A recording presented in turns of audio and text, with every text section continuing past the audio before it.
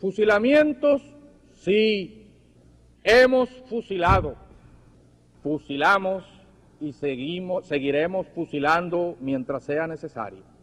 Nuestra lucha es una lucha a muerte.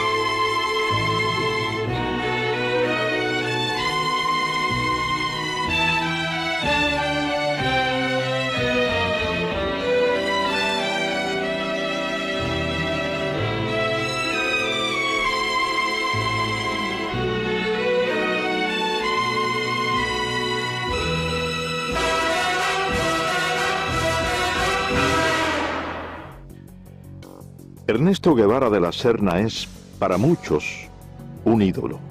Para otros, solamente el esqueleto de un falso mito que ha tejido el cruzar de la historia. Las anécdotas sobre un joven idealista, luchador infatigable a favor de los necesitados, de un Robin Hood latinoamericano, han sido desmentidas por varios historiadores.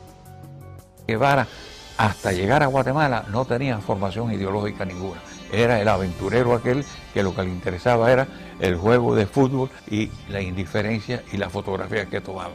Y entonces, cuando está allí en Guatemala, que comienza la invasión, él le escribe a su tía una carta: me estoy muriendo de la risa, no dice muriendo, dice una grosería, que no quiero repetirlo, de la risa, viendo a la gente correr por las bombitas que están tirando estos aviones. O sea, él es un espectador de aquella lucha que tiene parte del pueblo de Guatemala que respalda a Arbenz y las tropas de Castillo Armas que al fin dominan la situación y derrocan al gobierno de Arbenz.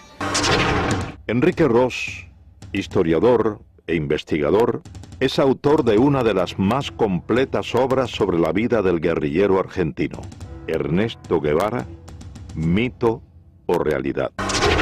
En ese momento, Guevara decide, sin haber participado de la lucha, ingresar en la embajada argentina y fue atendido, y de nuevo lo vuelve a decir Ernesto Guevara en su diario, ¿no?, que él recibió una cortesía grandísima de la embajada porque recibía lo que él más quería, que eran periódicos de la Argentina que venían con regularidad a la embajada, y el bife, que es la carne que servían allí.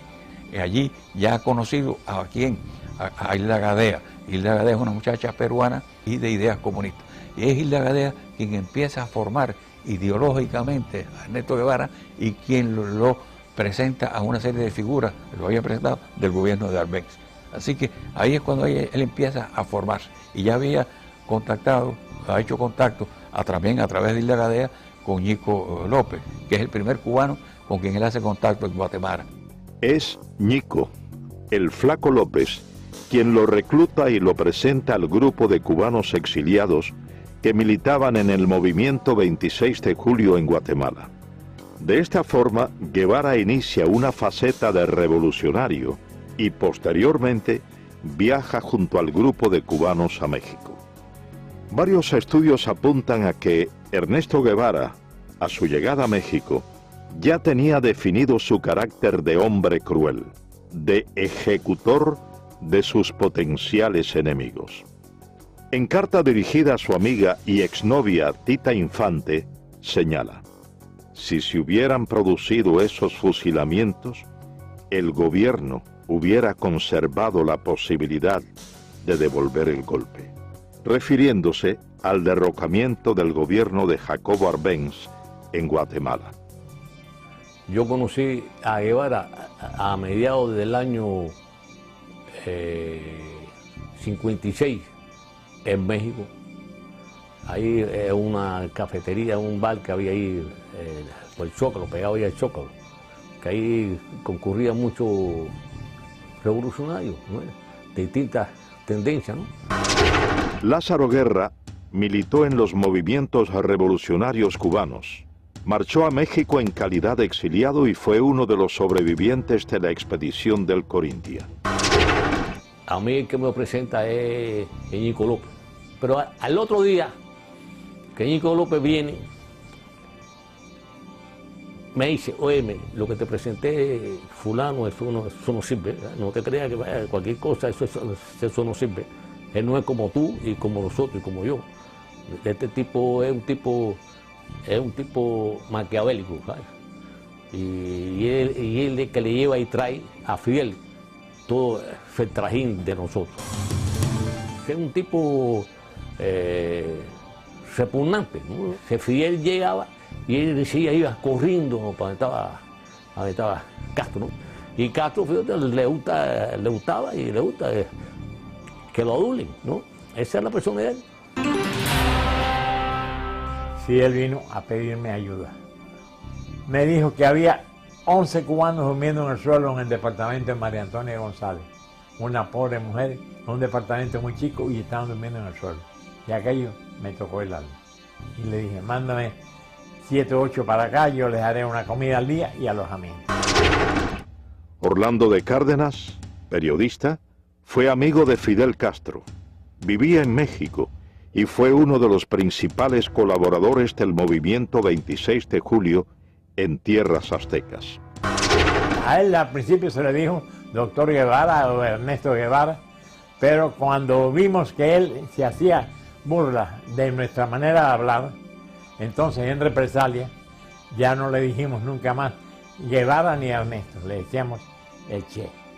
Para todo el Che y el Che y el Che, y se le quedó lo del Che, que hasta el mismo Fidel y Raúl le decían el Che. Ya, y se lo decíamos muchas veces con un poco de sorna, como para restregarle en la cara lo que él nos había hecho a nosotros.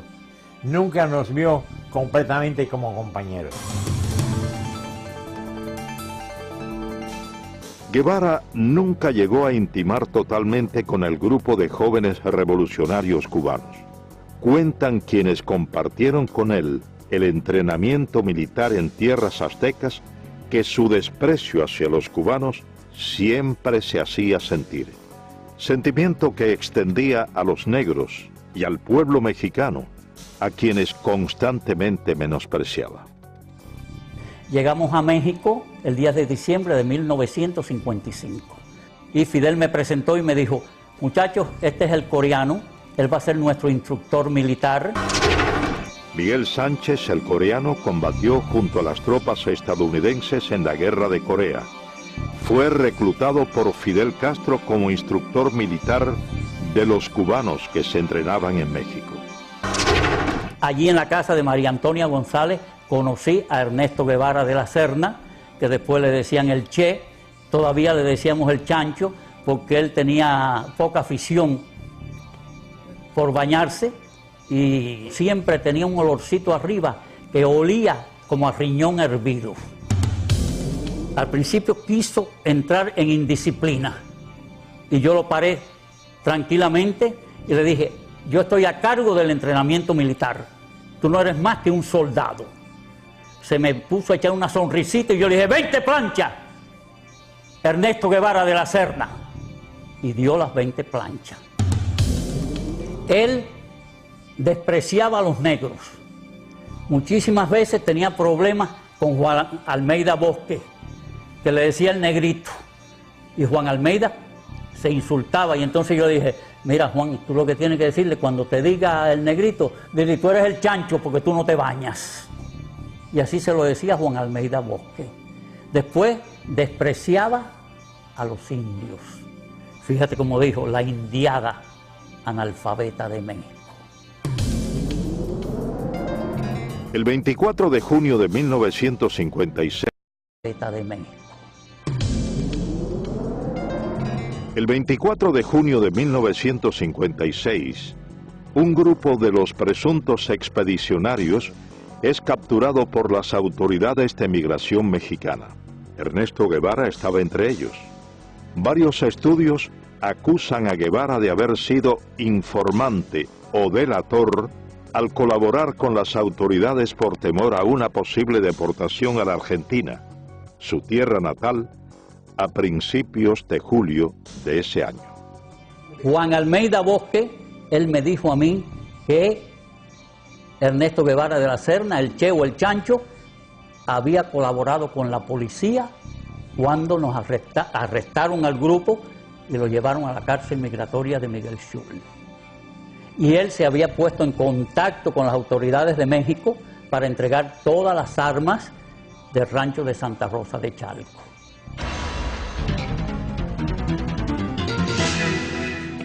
A la salida de la cárcel Miguel Schultz en México, Ernesto Guevara aún tenía dudas sobre su futuro y en particular sobre su propósito de participar en la expedición a Cuba. En carta dirigida a su madre le manifestó su intención de cambiar los planes y viajar a Europa y a la China de Mao. Finalmente, Ernesto Guevara de la Serna llegó a formar parte de la expedición del Granma, sobrevive el combate de Alegría de Pío y logra posteriormente internarse junto al reducido grupo de sobrevivientes en la Sierra Maestra. Aproximadamente 2 meses más tarde, en carta fechada enero 28 de 1957, a solo 6 días de haber reconocido matar a un hombre por primera vez en el combate de Llanos del Infierno, Guevara le expresa a su entonces esposa, la peruana Hilda Gadea, quien posteriormente la publicara en su libro Ernesto, la memoria del Che Guevara. Querida vieja, estoy en la manigua cubana, vivo y sediento de sangre. Una vez se coge un guajiro que no estaba, que según los datos, según todo coincidía que él era chivato del ejército, ¿no? Pero no había una seguridad concreta, el tipo nunca confesó. Jaime Costa fue asaltante del cuartel Moncada, expedicionario del yate Granma y comandante del ejército rebelde. Fue enviado por Castro a reagrupar a los miembros del movimiento 26 de julio, exiliados en Centroamérica. Entonces se formó el tribunal y acordamos que no hay una seguridad que él haya sido un delator de una operación. Por lo tanto, no se puede quitarle la vida. Y el Che dice, bueno, si no la quitan ustedes, se la quito yo. Entonces todo el mundo se viene mirando ahí, ¿por qué tú lo vas a matar, chico? Tú ves que tú no eres cubano. Es un cubano. Y no ha confesado que es delator. Y Ramiro dice que no se puede fusilar como presidente de ese tribunal. Y en ese momento, ¿qué más grado tiene? Y entonces él sacó la pistola y lo mató ahí. Y ahí donde el Che tiene la frase esa, ante la duda no hace más nada, hay que fusilarte.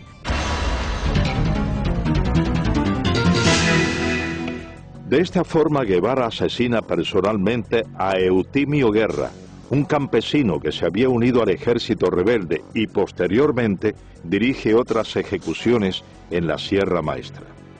No había que comer, que llegamos y acampamos en la finca La Otilia, frente a las minas de Boicito. Luciano Medina fue capitán del ejército rebelde, hombre de confianza y correo de Fidel Castro. Participó en la invasión de Oriente a Occidente bajo las órdenes del comandante Camilo Cienfuegos. Llevábamos 3 días sin comer y el Che Guevara nos mandó que había que buscar un puerco. Y yo fui a casa de Carlos Sotolongo, que tenía una finquita allí cerquita de la mina, y compré un puerco que me costó 70 pesos. Entonces ya estábamos comiendo allí, toda la tropa estaba comiendo, y entonces llegó un señor y le dijo al Che Guevara, bueno, es que tenemos un chivato que hay que ver cómo se saca ese hombre de aquí, que se llama Juan Pérez, dueño de la finca Rancho Claro, que es un cosechero de café. Entonces mandaron a buscar el hombre tenía 3 hijos, chiquitos de 4, 5 y 6 años, no tendrían más los chiquitos que tenía allí. Entonces cogieron y lo fusilaron. Y eso nos cayó mal a toda la tropa. Los fusilamientos se generalizaron. Varias investigaciones responsabilizan a Ernesto Guevara por el asesinato de al menos una docena de hombres en la Sierra Maestra, en la gran mayoría de los casos sin tener pruebas incriminatorias. Yo conocí a Ernesto Guevara en la Sierra Maestra en el mes de marzo de 1958, que como corresponsal de guerra de la revista Bohemia fui a entrevistar a Fidel Castro. Agustín Ayes fue periodista de la revista Bohemia. Pasó aproximadamente 2 meses en la Sierra Maestra y como corresponsal de guerra entrevistó a Ernesto Guevara en su campamento. Cuando yo entrevisté a Ernesto Guevara en la Sierra Maestra en marzo del año 1958, entre las cosas que yo observé de él, que tenía una personalidad despótica, dura, cruel. Por ejemplo, le pregunto por su primera esposa, por Gadea, y entonces me dice, bueno, no sé de ella ni me interesa. Entonces le pregunto, bueno, ¿usted es médico? Y entonces, sí, pero a mí no me gusta la medicina. ¿Y qué es lo que le gusta a usted? La economía. Después, con el tiempo, estudiando la personalidad de él, es cuando uno confirma que él tenía esa característica de crueldad y de odiar. Por ejemplo, él escribió cosas como esta: odio a la civilización. América será el teatro de mis aventuras. Huir de todo lo que me molesta. Donde me lleven los acontecimientos. Mi ambición de horizonte y mi fatalismo. Me interesa la nueva China por estar acorde a mis ideas políticas.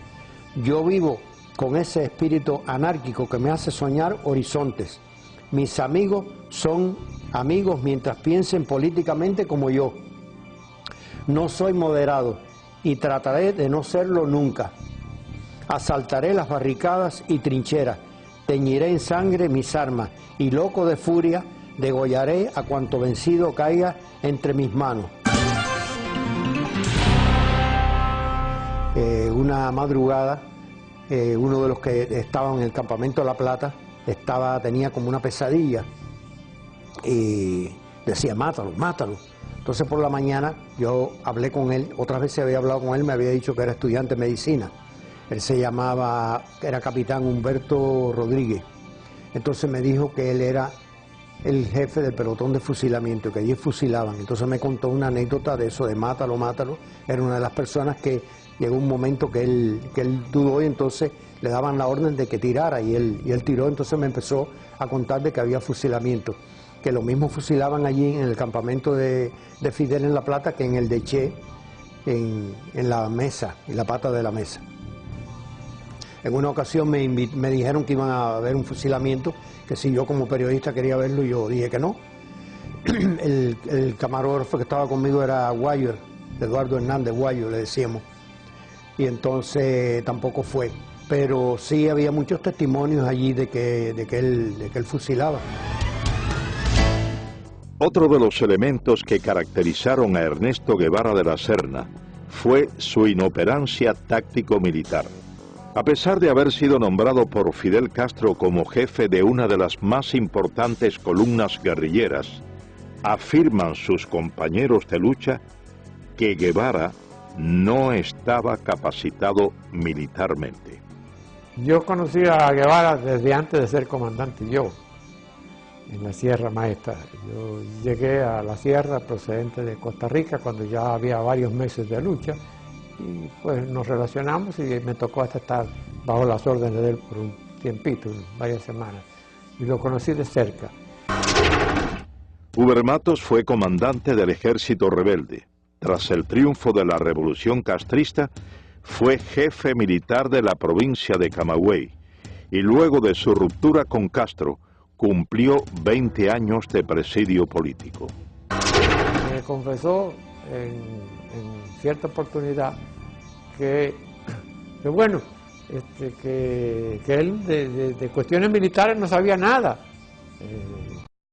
Hay una oportunidad en que yo les digo, me mandaron a tus órdenes, tengo que hacer una línea de fortificaciones, la zona esta está bajo tu mando, ¿dónde hago las fortificaciones? ¿Dónde establezco todas las defensas? Y me dice, yo de eso no sé nada, pero hazlas bajo tu criterio, pero si tú eres el jefe que vas, la defensa aquí tienes que hacerla de acuerdo con un concepto estratégico, táctico, es decir, tienes que pensar, yo voy a desplegar los hombres aquí, allá, y yo hago las defensas, las líneas de trinchera y los túneles para detener el avance de los tanques y las demás defensas que vamos a cumplir, de acuerdo con el plan tuyo. Dice, yo no tengo ningún plan. Varios textos ponen en entredicho la autenticidad de los diarios de campaña publicados y supuestamente escritos por Ernesto Guevara. Durante el paso de la columna número 8 Ciro Redondo por Camagüey, Guevara y su tropa tienen que huir después de un enfrentamiento con fuerzas del ejército del general Fulgencio Batista, abandonando en el lugar de los hechos toda la correspondencia y los manuscritos del diario de campaña de Guevara en la Sierra Maestra, datos que, posteriormente, fueron empleados por la policía para arrestar a varios colaboradores del ejército rebelde. Me dan la orden a las 8 de la noche que me traslade urgente para Camagüey con mi avión y mis pertenencias. Carlos Lazo es piloto aviador. Fue segundo teniente y piloto de enlace del Ejército de la República. Combatió al ejército rebelde. El coronel Dueñas me dice, ¿a qué hora tú puedes volar mañana temprano? Y le explico que a la hora que quiera. Y me dice, bueno, a las 6 vuelo para un lugar que le llaman Cuatro Compañeros. Allí hay un tiroteo entre el ejército, un grupo del ejército, no eran muchos, eran unos 40 soldados de la Guardia Rural. Allí hay 2 muertos por la gente de Che y heridos, y se mandan a correr, dejan 2 camiones. En uno de los camiones tenía toda la correspondencia, todo el diario de Che, el cual yo leí bastante. Hablaba todo el que había cooperado en Camagüey y que la mayoría no cooperaba, que era una provincia completamente latifundista, entre paréntesis, lo ponía así. Y comprometía a cantidad de personas, no solo de Camagüey, de otras provincias. Muchos pertenecían, pero muchos al Partido Comunista del pueblo que ellos hablaban, de Guaymaro, de Baraguá, de Florida, de todos esos lugares. Varias anécdotas y documentos reflejan el carácter despótico de Ernesto Guevara hacia sus subordinados. Guevara acostumbraba a humillar a los hombres bajo su mando. Yo me incorporo a la columna en un campamento que se llama El Algarrobo. Aquel día, una tarde, nos formaron cuando nosotros llegamos ahí, que veníamos de la zona más al norte de la sierra. Cuando llegamos allí, por la tarde nos formaron, éramos unos 200, 300 hombres, alrededor de eso. Y ahí vino Guevara y nos habló. Eduardo Pérez fue primer teniente del ejército rebelde. Se incorporó en las villas a la columna número 8 Ciro Redondo, que comandaba Ernesto Guevara. A nosotros nos mandan a la zona que va entre Fomento y El Pedrero, en un lugar un poquito más adelante de un lugar que se llama Cipiabo. Empezamos a combatir de acuerdo con las órdenes que teníamos, no nos habían situado todos éramos bisoños ahí, no nos habían situado ningún personal experimentado. El primer día, en el primer combate, cuando llevábamos 2 o 3 horas combatiendo, vimos que allí no había posibilidad de resistir, nos retiramos e hicimos una línea de resistencia como 1 kilómetro más atrás. Ahí mandaron a alguna gente experimentada, 4 o 6 gente experimentada, entre ellos Rogelio Acevedo, los mandaron a esa línea de combate y ahí estuvimos combatiendo 3 días continuados. En esos 3 días no recibimos comida, no recibimos nada, y en el tercer día viene Camilo, que traía unas armas de Yaguajay, y vino hasta el Pedrero. Cuando llega Camilo al Pedrero, los otros que están allí, nadie se atreve a mandarnos nada de comer.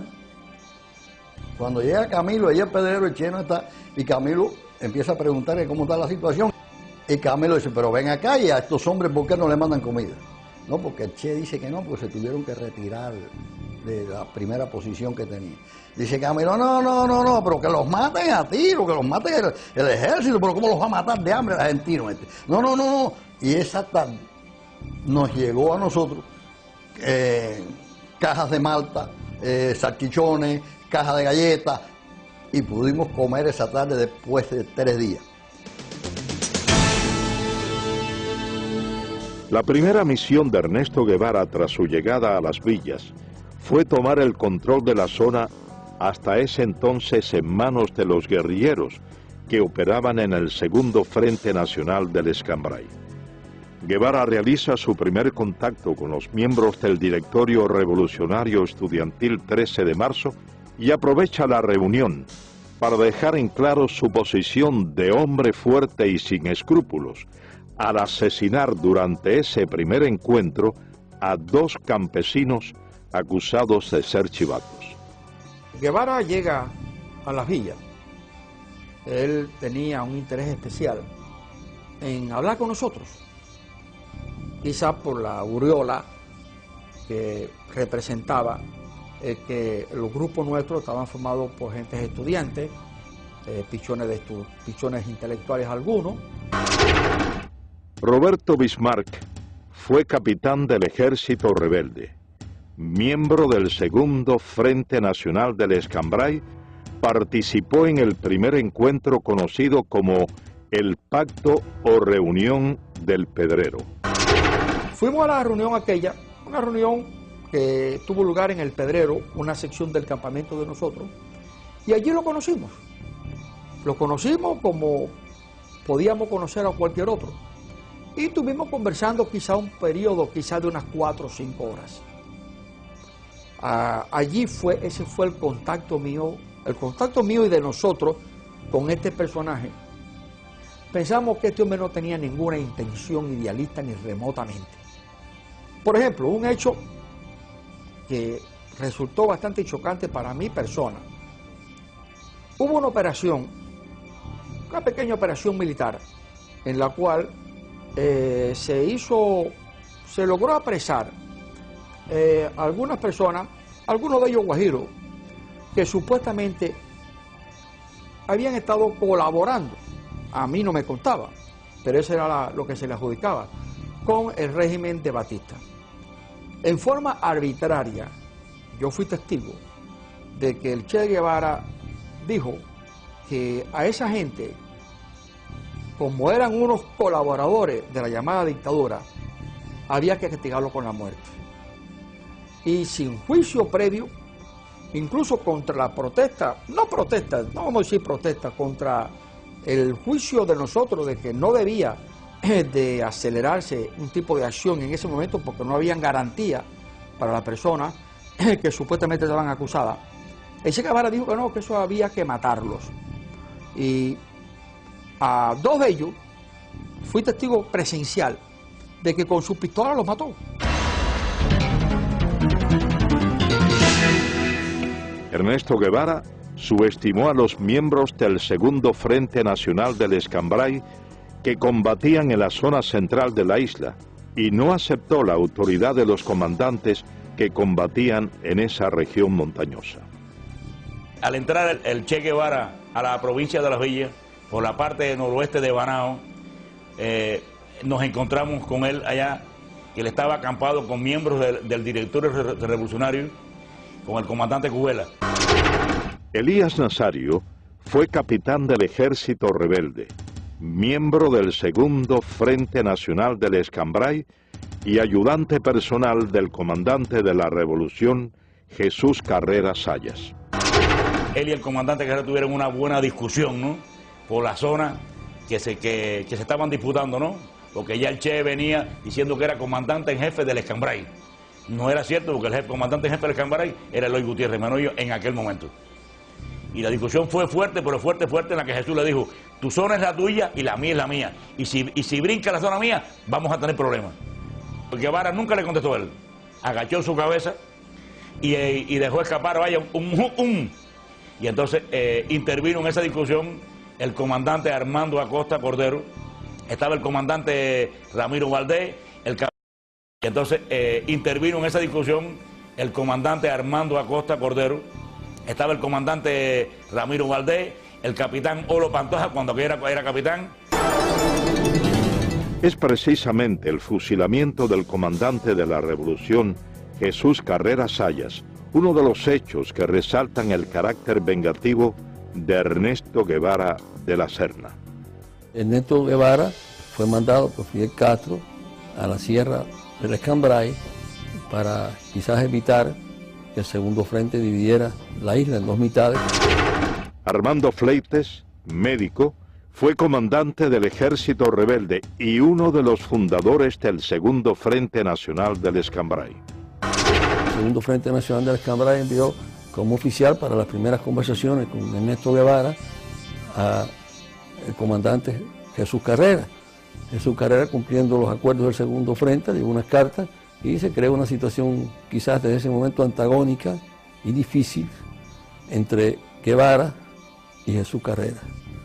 Resultante de esa situación, en el transcurso del año que pasó, pues se fue acentuando la situación personal y nosotros, yo personalmente y unos cuantos oficiales más del Segundo Frente, en la cabaña, le planteamos que si era tanto, no había que hablar mucho, que nosotros lo enviaríamos a buscar y que en un duelo, en una forma frontal, se dilucidaran esas situaciones.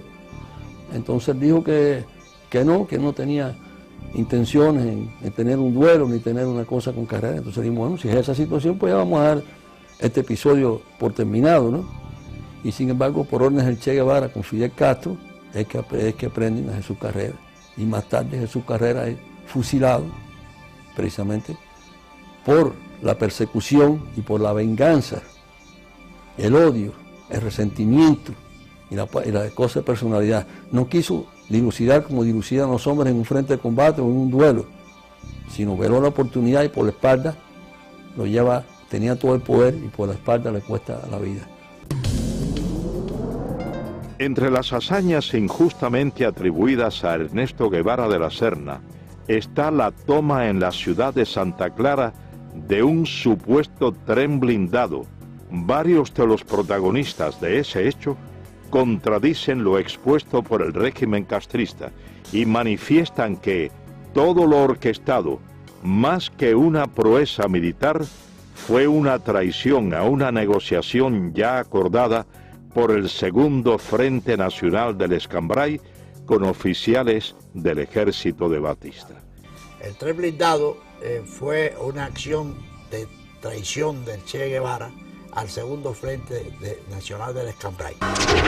Lázaro Asensio, abogado y periodista, fue comandante del ejército rebelde y miembro del Segundo Frente Nacional del Escambray. Las tropas nuestras estaban peleando en la zona de Manicaragua y de Cumanayagua. Y el señor Cuso Gómez fue a verme para venir a avisarme de que el tren blindado, famoso tren blindado, estaba dispuesto a entregarse al Segundo Frente Nacional del Escambray. Las condiciones eran muy sencillas. El tren blindado, los elementos del tren blindado, los soldados del tren blindado iban a entrar por la zona del acueducto de Santa Clara y allí nos iban a entregar las armas con el compromiso de que ellos se quedaban allí sin pelear contra sus compañeros. Pero por filtraciones que sucedieron, el Che se entera de esa posibilidad y entonces, ¿qué es lo que hacen ellos? Atacan al tren blindado antes que darle la oportunidad que el tren blindado se entregara a nosotros y ahí se produce el ataque de Santa Clara. Es precisamente a raíz de la entrada a la ciudad de Santa Clara de la columna número 8 Ciro Redondo, comandada por Ernesto Guevara, cuando comienzan las ejecuciones indiscriminadas, tal y como había ocurrido en la Sierra Maestra. Guevara ordena, sin la realización de procesos judiciales, el fusilamiento de varias decenas de personas supuestamente acusadas de haber cometido crímenes o de ser delatores del depuesto régimen. El primero que entra en Santa Clara, la ciudad estoy hablando, es el Che. Y Félix Torres, un viejo comunista de las villas, le va diciendo al Che quién eran los chivatos de Batista. Y el Che, sin más ni menos, los va cogiendo, sin interrogar, y los va matando. En eso entra el segundo que entra en Santa Clara, es Camilo. Y entonces Camilo tiene una expresión, coño, pero aquí se han bañado en vez con agua, con sangre, porque donde quiera hay un muerto tirado en una esquina. Han acabado con este pueblo.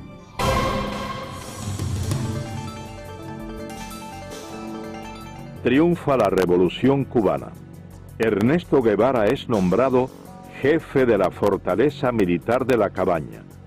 Guevara lanza un feroz operativo contra todos los militares del depuesto régimen. Se crea la llamada Comisión Depuradora. Estuve trabajando en la fortaleza de La Cabaña a las órdenes de Ernesto Che Guevara, que era el jefe militar de esa fortaleza. Napoleón Vilaboa había sido miembro del movimiento 26 de julio. En enero de 1959 comenzó a trabajar en la llamada Comisión Depuradora en la fortaleza de La Cabaña, bajo las órdenes de Ernesto Guevara. La Comisión Depuradora es un organismo que se crea, lo crea el gobierno de Fidel Castro con el pretexto de depurar las Fuerzas Armadas en Cuba. Claro, el fin de esto era simplemente implantar el terror revolucionario en Cuba mediante los fusilamientos. Esos fusilamientos eran una cosa arbitraria, porque los infelices que llevaban allí ya estaban previamente sentenciados a muerte, como en el caso, por ejemplo, del primer teniente José Castaño, que había sido jefe del BRAC y que fue asesinado personalmente por el Che Guevara en su propia oficina, y contra el cual no había ningún tipo de pretexto legal para poder fusilar, porque este señor ni había matado ni había torturado a nadie durante el régimen de Fulgencio Batista. Mi padre fue asesinado por Ernesto Guevara el 7 de marzo de 1959. La razón por la cual Ernesto Guevara mata a mi padre es por la razón de que mi padre tenía un extenso conocimiento sobre las actividades comunistas en Cuba. Desde hacía 2 o 3 años, mi padre era el segundo jefe, primeramente del Servicio de Inteligencia Militar y después del BRAC, que era el Buró de Represión de Actividades Anticomunistas. Mi padre poseía uno de los mejores archivos de todo el sistema comunista que funcionaba en aquel entonces en todo Centro y Suramérica. Las condiciones en las que fue asesinado, él estaba preso en La Cabaña desde hacía aproximadamente 3 meses, y cuando llegó el juicio, que se hizo el 6 de marzo, se hizo un juicio que prácticamente no tenía sentido. El tribunal lo sentenció a muerte aproximadamente a medianoche, y entonces se hizo una evaluación del caso de Castaño y se mandó una, podemos decir, una comisión para que se hablara con Fidel Castro en ese momento para que no se matara al teniente Castaño, ya que el teniente Castaño no tenía ningún muerto ni ninguna persona que haya sido herida o maltratada por él. Cuando Fidel se comunicó con Ernesto Guevara le dijo que ya era muy tarde, que la orden ya había sido hecha por él, y él en su despacho primeramente lo interrogó, lo maltrataron físicamente, y como no se podían poner de acuerdo de ninguna forma, el Che Guevara, dándole una vuelta a la oficina con su pistola, le dio 2 balazos en la cabeza. A Ernesto Guevara se le atribuye el fusilamiento de varios centenares de hombres, en su mayoría miembros del antiguo régimen, durante los aproximadamente 4 meses que estuvo al frente de la fortaleza militar de La Cabaña. El Che tenía solamente una divisa: ustedes están aquí para pasar los expedientes rápido. La comisión está trabajando muy lentamente y nosotros tenemos que ir juzgando a todos estos criminales lo más rápido posible. José Vilasuso, abogado, comenzó a trabajar en enero de 1959 bajo las órdenes de Ernesto Guevara como instructor de expedientes en la llamada Comisión Depuradora. Me llamó la atención la forma como él me adoctrina, ¿verdad? La forma como él me dice lo que tiene que ser mi trabajo. Dice, mira, aquí esto es un tribunal muy sencillo, todo lo que ustedes tienen que hacer es instruir los expedientes. El oficial investigador siempre tiene la razón, siempre dice la verdad. O sea, no tenemos más que aceptar, acogernos a lo que él dice en el informe. Tú vas a organizar, vas a instruir tus expedientes y después los pasas al Ministerio Fiscal. O sea, la labor es bien sencilla, es una labor de profesional, pero muy limitada. Esas fueron más o menos sus palabras, es la idea. Dice, de luego, pues se me echó así para atrás, ¿no? Sonriente, y me dice, aquí vas a ver cosas muy sabrosas, ¿sabes? Guardé silencio y al día siguiente comencé a trabajar. Allí se generalizaba con un eslogan político. Son asesinos, son criminales, pertenecen a una dictadura, tienen que ser ajusticiados. Eran hombres que no vamos ahora a juzgarlos, ¿verdad? Pero no nos correspondía a nosotros ejecutarlos. Yo preparando la sentencia y él pues dirigiendo el paredón. Fui al paredón. Me acerqué al lugar, me paré junto a los postes. Me fijé bien el lugar donde se situaban los reos. Efectivamente el paredón estaba a la espalda y más o menos lo que era la altura del pecho a la cabeza, pues se veían los impactos de las balas, ¿no? En una línea recta. La sangre coagulada a los pies, porque claro, se sacaba el cuerpo inmediatamente después de la ejecución, pero aquello quedaba tinto en sangre. Ahí estuve mucho rato, imaginando qué es lo que es un hombre parado, amarrado a un poste, y 6 hombres que no lo conocen, a quienes nada le hizo, quien por la razón de vestir un uniforme distinto va a ser ejecutado. Sin la presencia de pruebas incriminatorias, sin la posibilidad del ejercicio de una defensa justa, cientos de hombres fueron condenados a la pena de muerte por fusilamiento mediante sentencias preestablecidas en los denominados juicios sumarísimos. Ernesto Guevara preparó a muchos de sus hombres de confianza, quienes dirigieron o firmaron las ejecuciones a lo largo y ancho de la isla, con la misma falta de escrúpulos que su jefe. Y estoy en el despacho del jefe del regimiento de Santa Clara, que era Ramiro. Pero Ramiro no funcionaba allí. Ramiro se pasaba, yo no sé en qué andaba, pero no estaba en el despacho. El que estaba era Olo. Con Olo Pantoja yo tenía buenas relaciones, yo me llevaba muy bien con Olo, tenía un gran aprecio. Orlando Olo Pantoja fue capitán del ejército rebelde. Fue hombre de la entera confianza de Ernesto Guevara. Murió en Bolivia como miembro de la guerrilla guevarista. Entonces yo estoy en el despacho, sentado y conversando con Olo, y diciéndole que tiene que licenciarme, que si no, que me vayan a coger preso, porque a mí el ejército no me interesa. Me dijo, está bien, vamos a licenciarte, y mandó a uno allí que me hiciera los papeles.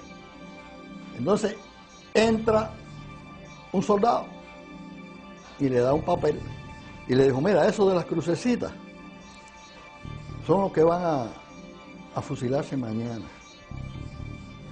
Y yo voy, me pongo por detrás de él porque había amistad. Y le digo, ven acá, Olo, y esa gente ya lo jugaron. Y dice, no, eso lo van a jugar esta noche. Y yo, pero ¿cómo se lo van a jugar esta noche? Ya saben que van a fusilar mañana. Dice, bueno, eso es así.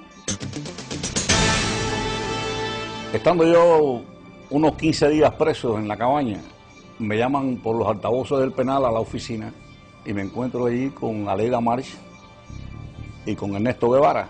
Ernesto Guevara caminando por todo aquel pasillo con las manos a la espalda y yo sentado con Aleida March. Roberto Martín Pérez, amigo de la infancia de Aleida March, segunda esposa de Guevara, fue dirigente de la conspiración de Trinidad y cumplió 28 años de presidio político en Cuba. Y de buenas a primeras ese individuo se me para enfrente y me dice: a ti hay que fusilarte. Yo tenía antecedentes de que Ernesto Guevara en muchas ocasiones anteriores había sacado a los hombres de ahí presos y los había fusilado sin un previo juicio. Así que no me extraño nada de esta bravuconada de este hombre. En las gestiones que estábamos haciendo para tratar de salvar a mi hermano antes del juicio final, yo había ido a la cabaña con el ingeniero Viamonte, que trabajaba conmigo en la compañía de electricidad, a ver a Guevara, ya que él había estado alzado con él en la sierra. Entonces Guevara lo recibió muy bien, allá con las patas encaramadas arriba de un escritorio, sin zapatos, rascándose los chicotes ahí como si fuera no sé ni qué. A mí me causó muy mala impresión. Vi la cara de hipócrita, de sinvergüenza que tenía, desde luego. Entonces el ingeniero empezó a explicar. Y él le dijo: no, aquí no hay toalla para nadie. Dijo: no es cuestión de toalla, es cuestión de que están cometiendo un error. La revolución está cometiendo un error y es un inocente, muchacho joven. Y no. Él vestía el uniforme de Batista, decía. El uniforme azul de Batista, que no era de Batista, era de la República. Pero no hay toalla para nadie. Casi que nos botó de allí, desde luego.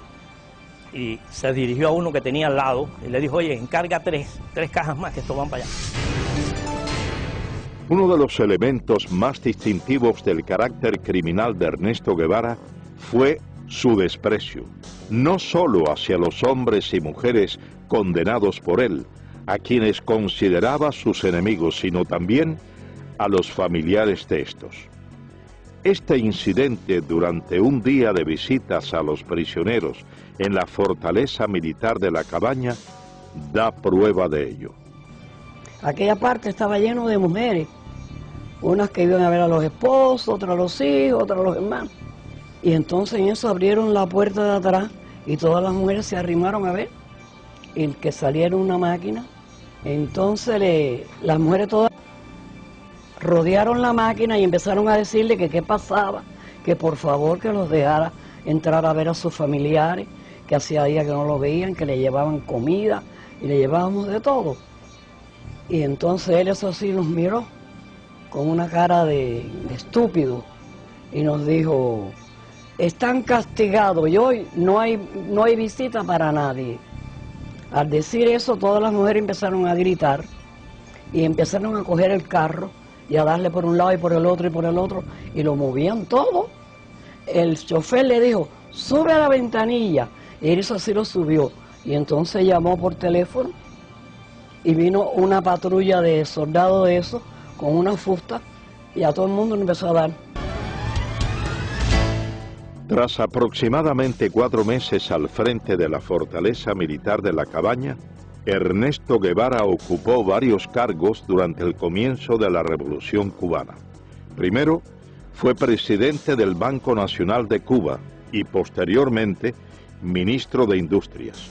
En todos estos, primó su incapacidad profesional y una constante: sembrar el terror como base o medio para el sometimiento.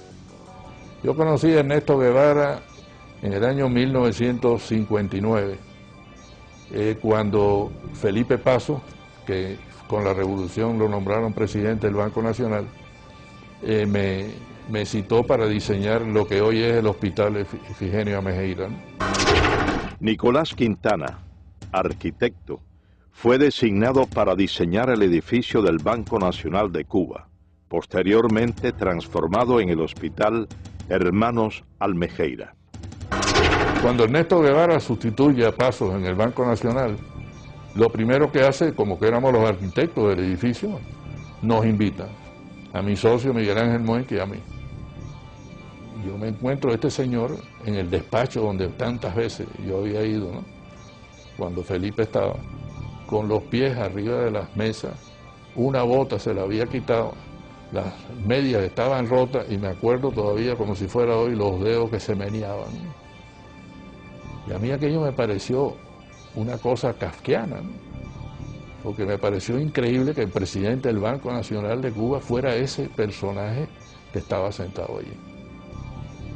Entonces su primera frase fue: usted es burgués, ¿no? No sé por qué, me la cogió conmigo, ¿no? Yo dije: no, comandante, yo no soy burgués. Ah, ahora usted es revolucionario. No, yo no soy revolucionario. Burgués era mi bodeguero. Yo soy gran burgués. Nací con una cuchara de plata en la boca y me he pasado la mitad de mi vida trabajando para ayudar a los que nacieron sin ella. Por lo tanto, tengo la moral para poder hablar. La respuesta fue: usted tiene 3 alternativas. Me metió los dedos en los ojos. Una alternativa es que usted se va de Cuba. La segunda alternativa son 3. Es que usted se va de Cuba. La segunda alternativa son 30 años. Fíjate con la facilidad, ¿no?, que este señor disponía de la vida de la gente. Y la tercera alternativa, como usted es gran burgués, es el paredón de fusilamiento. Me dicen: óigame, el comandante Guevara ha llamado y dice que quiere que el ministro vaya a verlo al Tribunal de Cuentas. José M. Illán, economista, fue subsecretario de Hacienda y miembro del primer gabinete ministerial de la Revolución Castrista en 1959. Y me dicen: bueno, mire, yo estoy aquí reunido con la Asamblea de los Cultivadores del Tabaco. Nosotros le decíamos los tabaqueros. Y ellos tienen un problema grave. Ellos no pueden pagar los impuestos. Hay que suprimir ese impuesto que ellos tienen que pagar. En ese momento yo me olvidé de que era el comandante Guevara y de que era comandante de la revolución y que era un tipo de tira-tira y que estaba matando gente en la cabaña, y simplemente actué como el profesional que era. En todo el tiempo que estuve frente a ese caballero, en ningún momento me insinuó que nos sentáramos a hablar. En ningún momento movió su mano, y yo tampoco la mía, para estrechar mi diestra. Y su desplante era absoluto ante un civil, un cubano más, que venía aquí y que se había atrevido a decirle que no a lo que él había propuesto. Pero como él no sabía de lo que estaba hablando, era la técnica que muchos de ellos usaban y la gente por miedo no se le enfrentaba. Yo estuve involucrado con Fran País en la lucha contra Batista y durante esa lucha conocí al Che Guevara. José Pepín Pujols fue miembro del movimiento 26 de julio. Fue llamado por Guevara para colaborar como supervisor de la planta de níquel y cobalto de Moa y práctico de puerto. Entonces, él, que ya nos conocíamos, me encomiendan la labor de ir a Moa para hacer un reporte y preparar el puerto para recibir todos los petroleros, todos los barcos. Y cuando yo vuelvo en una de las tantas reuniones que tuvimos en La Habana, entró un ayudante del Che con un montón de papeles y se quedó parado. Entonces el Che le dijo: ¿qué quieres? Le dice: pasa que estos son revolucionarios. Los papeles eran los fusilamientos del día siguiente. Él cogió todos los papeles, los firmó sin mirar, porque no importaba quién fusilaba, había que fusilar para sembrar el terror. Entonces muchos de los ingenieros jóvenes hablaban con él bajo la intimidación que tenía, de esa arrogancia, de decirte: la revolución no tiene a menos fusilar al mejor de los comandantes, así que no es nada fusilar al mejor de los ingenieros. Todo el mundo trabajaba bajo esa presión de no equivocarte. Entonces tú te limitabas a hacer las cosas en la manera más segura. Como práctico de puerto, es un riesgo entrar un barco de noche. Pues no, cerré el puerto y el barco se tenía que quedar esperando allá afuera, que le costaba, incrementaba el costo de demoras. Pero todo el mundo empieza a trabajar con temor. Ernesto Guevara de la Serna, a pesar de ser tan cruel y despiadado con sus enemigos políticos y practicar el despotismo en exceso y en ocasiones la indiferencia con sus subordinados, siempre sintió temor al enfrentar a Fidel Castro. Varias investigaciones muestran que desde el primer encuentro entre ambos en Ciudad de México, en 1955, Guevara mostró ese sentimiento y Fidel Castro, al constatarlo, llegó hasta abusar del guerrillero argentino.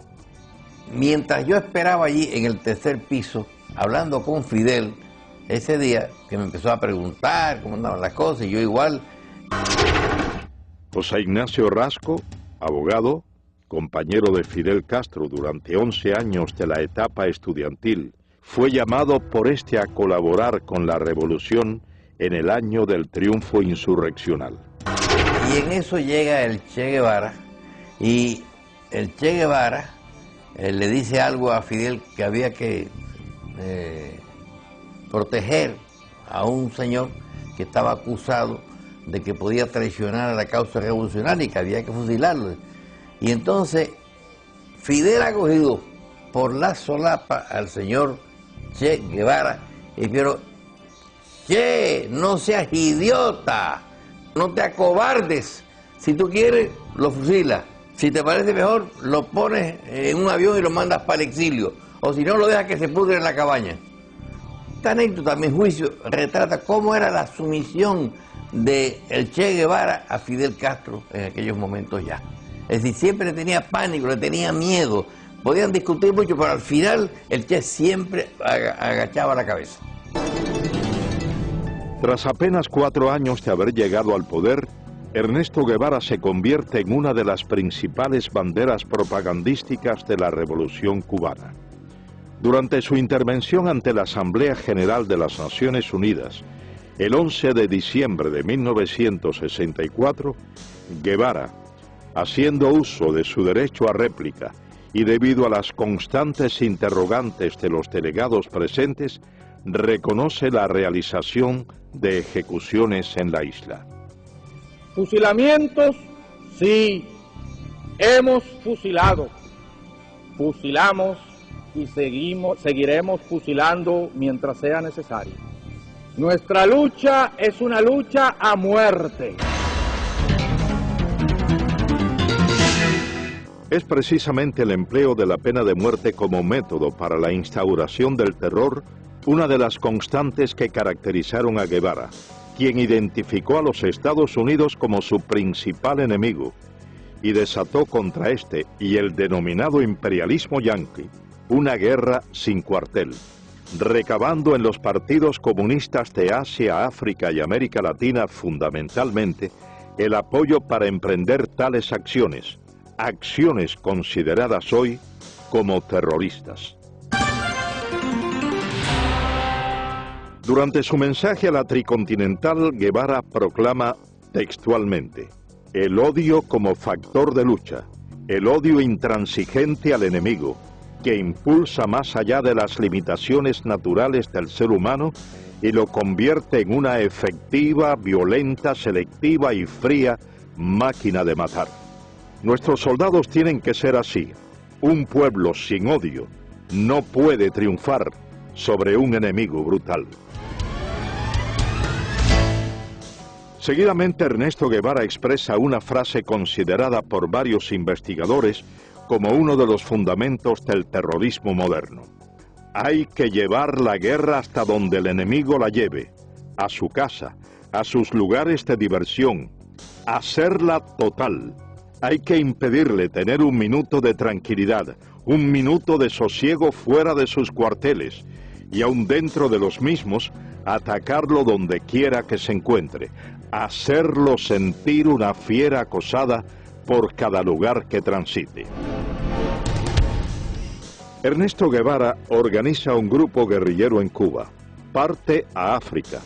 El Congo es el país escogido como punto detonante de la supuesta guerrilla africana. Llega Guevara al Congo, participa en una serie de batallas, pierde todas las batallas, nadie lo atiende, los dirigentes del Congo no le prestan atención, nos dice que Kabila lo tiene a él como un becario, así como cero a la izquierda, y entonces pierde. Las naciones que rodean al Congo exigen que salgan del Congo los tropas extranjeras, y las tropas extranjeras eran las de Sudáfrica que estaban allí, y también las de Guevara, el grupo cubano. y se ve obligado a salir del Congo. Pero él no quería regresar a Cuba, porque él ya sabía la enemistad que sentía Castro hacia él. Y hubo una gran presión. Su misma esposa tuvo que ir a la isla March, al Congo, a persuadirlo y a convencerlo de que regresara a Cuba. Entonces él allí ya ha organizado la idea de ir a Bolivia, porque ya Guevara no cabía en la isla de Cuba junto a Fidel. Tras ser derrotado en África, Guevara regresa a la isla y prepara una nueva aventura.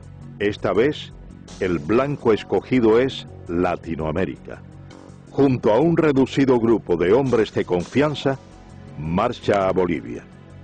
El 31 de diciembre de 1966 se produce muy cercano a la finca Ñancauazú en Bolivia el histórico encuentro entre Ernesto Guevara de la Serna y Mario Monge Molina, secretario general del Partido Comunista Boliviano. Monge le expresa a Guevara que no permitirá que ningún extranjero dirija la lucha armada de su país y le propone hacerse él cargo de las operaciones y designarlo como su asesor militar. Guevara no aceptó. Entonces, él me dijo, yo no te puedo dar la dirección revolucionaria. Él mismo me dijo en la conversación, yo a Cuba no podía volver. Para mí se había cerrado eso. Yo me había despedido a paso marcial. Entonces tenía que buscar otro lugar donde aparecer. Y Bolivia se presentaba las condiciones por algunas cosas que ellos llevaban y por el hecho de que nosotros estábamos en proceso de preparación que ellos lo conocían.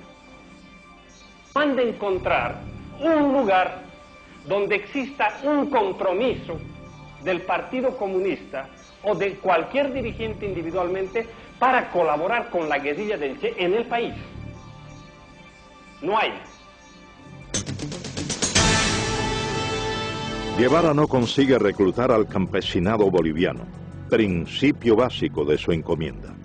Y según los historiadores, desconoce totalmente las necesidades de estos, llegando a prometerles la propiedad de las tierras que trabajaban, desconociendo que en la localidad de Ucareña se había firmado en agosto de 1953 la ley de la reforma agraria boliviana.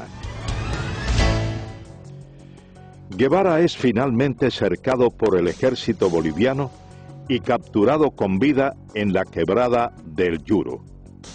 Según las notas del general Luis Requeterán, quien fuera en ese entonces coronel y jefe de la 4ª División de Operaciones Antiguerrilleras en Bolivia, Guevara, levantando en alto su carabina, gritó: «¡Me rindo! ¡No me maten! ¡Soy el Che! ¡Valgo más vivo que muerto!». Cuando esto ocurría, relata el general Requeterán, el reloj marcaba las 13:30 horas del domingo 8 de octubre de 1967. En ese combate mueren la mayor parte de los guerrilleros, cae preso el Che Guevara con Simón Cubas, que era el que le estaba ayudando a salir, nombre de guerra Willy. Félix Rodríguez fue oficial de la Central de Inteligencia estadounidense. Fue el oficial que recibió la orden de ajusticiar a Ernesto Guevara tras su captura en Bolivia. Viene una llamada telefónica y piden al oficial de más alto rango. Yo tenía en ese momento el grado de capitán y en la higuera nada más que habían 2 tenientes más bolivianos, por lo tanto me llamaron a mí, contesté el teléfono y era del alto mando boliviano en Valle Grande, y eran instrucciones específicas del señor presidente, señor comandante de las Fuerzas Armadas, que eran 500-600. El código que teníamos era 500 el Che Guevara, 600 muertos, 700 vivos. Pido que me lo repitan y me confirman 500-600. Cuando viene Centeno, lo llamo a un costado y le digo: mi coronel, hay órdenes de su gobierno de eliminar al prisionero. Y le doy los códigos. Las órdenes de mi gobierno es tratar de mantenerlo vivo a toda costa. Nosotros tenemos aviones y helicópteros para transportarlo a Panamá para interrogatorio. Con eso me mira y me dice: mira, Félix, y usaba el nombre de Félix Ramos, dice: hemos trabajado empíricamente, te agradecemos mucho, pero estas son órdenes del señor presidente y señor comandante de las Fuerzas Armadas. Si yo no la cumplo, a mí me votan deshonrosamente. Miró su reloj y me dijo, tienes hasta las 2 de la tarde para interrogarlo. Nuestro helicóptero va a venir varias veces, va a traer comida y municiones para nuestros soldados y se va a llevar nuestros heridos y nuestros muertos. Yo quiero tu palabra de caballero de que a las 2 de la tarde tú me traigas el cadáver del Che. Y lo puedes ajusticiar en la forma que tú quieras porque sabemos el daño que le ha hecho a tu patria. Y dije, mi coronel, trata de hacerles cambiar de idea, pero sonar una contraorden. Yo le doy mi palabra de hombre que yo le llevo el cadáver del Che. Entré a la habitación, él estaba sentado en un banquito, yo le había quitado las amarras al principio de nuestra conversación y se sentó ahí. Me le paré enfrente y le digo, comandante, yo lo siento, son órdenes superiores, yo he tratado. Se puso blanco como un papel pensando que era yo el que le iba a tirar. Salí de la habitación, aquello estaba lleno de soldados afuera, obviamente estaban escuchando la conversación y estaba el teniente Pérez al lado del sargento Terán. Y entonces le dije al sargento, sargento, no le tire de aquí para arriba, tírale de aquí para abajo, son órdenes de su gobierno, se supone que este hombre muera de heridas en combate. El sargento Mario Terán cumplió las órdenes transmitidas a Félix Rodríguez desde La Paz. Con la muerte de Ernesto Guevara quedó desarticulado el foco guerrillero. 5 hombres pudieron escapar con vida, 2 bolivianos, muertos 2 años más tarde, y 3 cubanos. Y yo me considero engañado por el Che Guevara, porque el mismo amor que sentíamos y respeto por Fidel Castro lo sentíamos por el Che. Yo nunca hubiera querido que me hubiesen preguntado a cuál de los dos quería más, porque no sabría dar la respuesta. Y creo que todos los que estaban a mi alrededor así lo sentían. Dariel Alarcón Benigno fue capitán del ejército rebelde. Llegó a ser coronel de tropas especiales en Cuba. Participó junto a Guevara en las guerrillas de la Sierra Maestra y en las insurgencias de El Congo y Bolivia. En la mayoría del pequeño grupo que habíamos allí, cubanos, todos habíamos pasado academias militares y que estábamos preparados ya militarmente. Yo, que era uno de los más brutos, ya podía dirigir una división. Pinares, que era un comandante, que mandaba ejército. Gustavo Machín, otro comandante. Bilbo Acuña, otro comandante. Todos éramos reclutas. Ninguno podíamos tomar la decisión aún ni de situar una posta. Éramos nulos. Entonces, ¿por qué no aprovechó nuestra capacidad militar? Yo se la demostré, porque yo fui el ametralladorista, fui el explorador, fui el punto de vanguardia, pero después que quedamos, el día 8 de octubre, que quedamos 6, yo saqué 5 hombres hasta la frontera, con Chile, después de caminar 3.500 kilómetros, con 3 divisiones del ejército persiguiéndome día y noche, y le hice más baja al ejército que cuando éramos el grupo completo. Rompimos 14 cercos al ejército y perdí un hombre, pero atravesamos la selva y atravesamos el altiplano y salimos a Chile.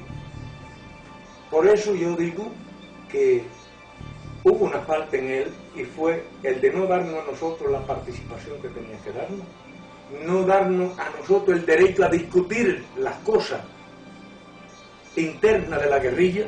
Él las pensaba, él las elaboraba y él nos las transmitía. Y lo que él dijera, él era lo que había que hacer. Nosotros no teníamos ni voz ni voto.